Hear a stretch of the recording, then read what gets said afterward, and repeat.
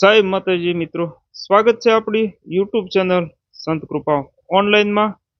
અને આજ આપણે એક નાનકડો અમથો વિડીયો લઈને આવ્યા છીએ. તમે જેની ઘણા બધા દિવસોથી વાટે હતા અને આપણે પણ ઘણા બધા વિડીયોમાં કીધું હતું કે આ દિવસે ચાલુ થશે, આ દિવસે ફોર્મ ભરવાનું ચાલુ થશે.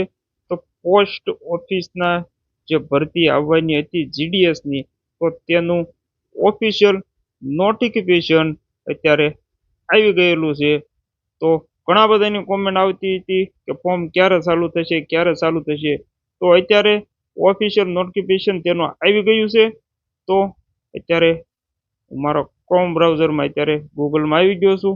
તો જીડીએસની ઓફિશિયલ સાઇટ પર જઈ અને તમને બતાવું કે કઈ રીતનું નોટિફિકેશન છે.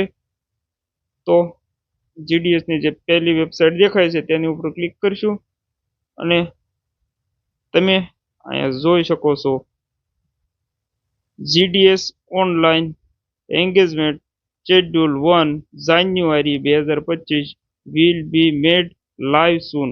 Please wait for future update. એટલે કે આજે નાઇટમાં અથવા તો આવતીકાલે ફોર્મ ભરવાનું ચાલુ થઈ જશે. ઓફિશિયલ નોટિફિકેશન આવે તેના પછી 24 કલાકની અંદર ફોર્મ ભરવાનું ચાલુ થઈ જાય. તો અત્યારે ઓફિશિયલ નોટિફિકેશન તમે જોઈ શકો છો આવી ગયું છે. આપણે ઘણા બધા વિડીયોમાં કીધું હતું અને કાલના વિડીયોમાં આપણે ખાસ કીધું હતું કે આવતી સાંજ સુધીમાં ફોર્મ ભરવાનું ચાલુ થઈ જશે અથવા તો તેનું ઓફિશિયલ નોટિફિકેશન તો આવી જ જશે. તો અત્યારે નોટિફિકેશન તેનું ઓફિશિયલ આવી ગયું છે. એટલે 24 કલાકની અંદર હવે ફોર્મ ભરવાનું ટૂંક સમયમાં ચાલુ થઈ જશે. તો ફોર્મ ભરવા માટે તમે તમારા ડોક્યુમેન્ટ તૈયાર રાખજો. ખાસ કરી બધાય જે ડોક્યુમેન્ટ આપણે કીધેલા છે તે બધા જ ડોક્યુમેન્ટ કમ્પ્લીટ રાખજો.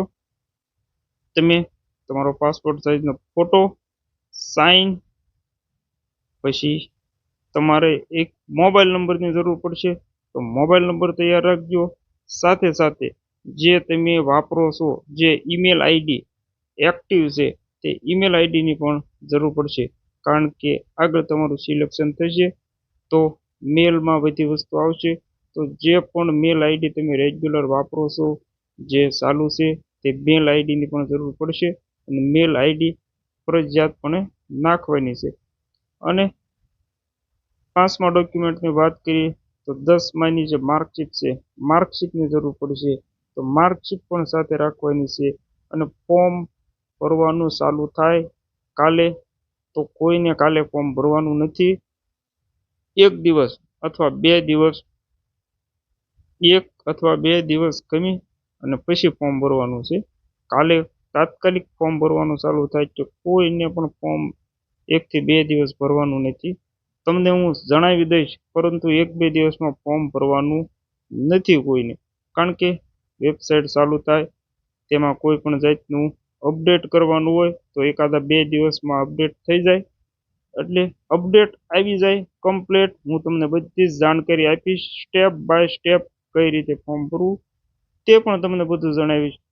તો તમે વિડીયો આવે, વિડીયોમાં તમને કહું તે પ્રમાણે ફોર્મ ભરજો અને તેના પછી ફોર્મ ભરજો. તો આજના વિડીયોમાં બસ આટલું જ. ખાસ તમને જણાવવા માટે મેં નાનકડો એવો વિડીયો બનાવ્યો હતો. તો ઓફિશિયલ નોટિફિકેશન આવી ગયું છે. અમે હંમેશ તમારા માટે અડધી કલાકે અમે સાઈડમાં જઈ અને જોતા હોઈએ છીએ કે ઓફિશિયલ નોટિફિકેશન આવ્યું કે નહીં. તો આ અડધી કલાક પહેલાં ચાલુ થયેલું છે તો તમને જાણકારી આપી દીધી. તો ફોર્મ ભરવાનું ચાલુ થશે એટલે પણ તમને જાણકારી આપી દઈશું. તાત્કાલિક ફોર્મ કોઈએ પણ ભરવું નહીં, કારણ કે 30 દિવસ આજુબાજુ ફોર્મ ભરવાનું ચાલુ રહેશે. તો ચાલો આજના વિડીયોમાં બસ આટલું જ. વિડીયો ગમ્યો હોય તો લાઈક કરજો, કોમેન્ટ કરજો અને તમારા મિત્રો સાથે શેર કરજો અને ચેનલ સબસ્ક્રાઈબ કરવાનું ભૂલતા નહીં.